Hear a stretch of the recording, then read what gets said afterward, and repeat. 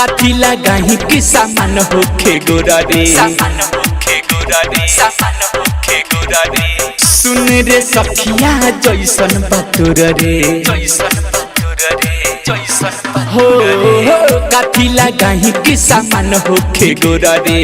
सुन रे सखिया जैसन बातुर रे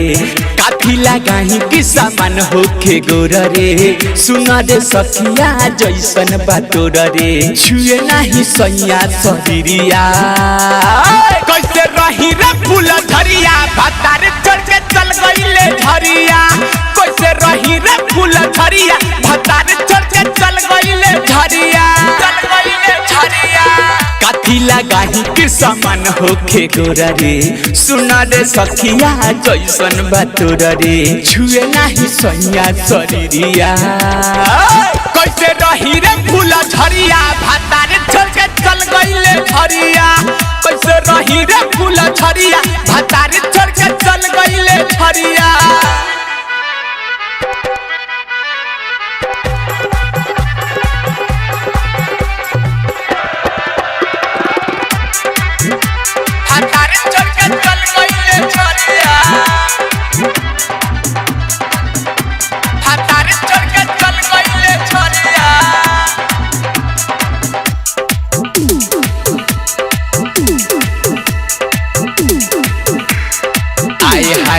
हर कोई पानी हम लगा के बॉडी लोशन तब हुना चीज हमर होके तोरा ओसन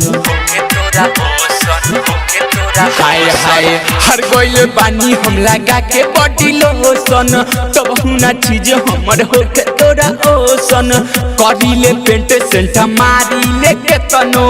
तई तो ना भीरी हमरा सटे लाए तनो आबे नाही हमर से जरिया कैसे रही रे फूल झरिया भतार चढ़ के चल गईले झरिया कैसे रही रे फूल झरिया भतार चढ़ के चल गईले झरिया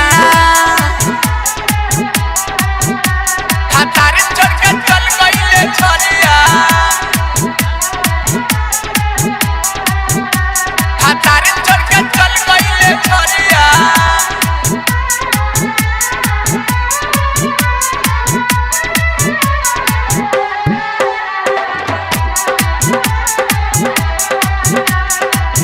हम लगाई तू बताबो उपाय तक भतर हमके देखी लो भाई सुन ना ये सब आय हाय हम लगाई तू बताबो उपाय तक भतर हमके देखी लो भाई चाहे ना दूर खबो हमारा से राजा सटी सटी लेबे पिया से नाजा रखे अपना दिल के भीतरिया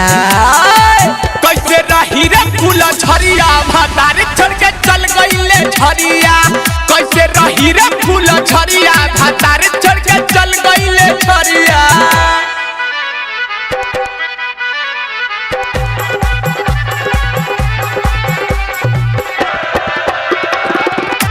भतार चढ़ के चल गईले झरिया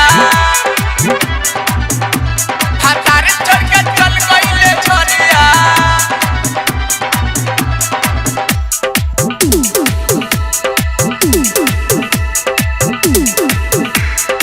आय हाय राइटर जय आजले पजरो नायले चंचल चंदेश्वर हमर जिया तर सइले ए सखी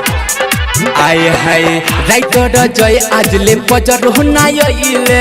चंचल चंदेश्वर हमर जिया तर सइले फेरी के मुंह गइले राही रामधार हो अलबेला अशोक हमसे करे नाही प्यार हो आजले ना लड़ल नजरिया कैसे रही रे फूल झरिया भतार छोड़ के चल गईले झरिया कैसे रही रे फूल झरिया भतार छोड़ के चल गईले झरिया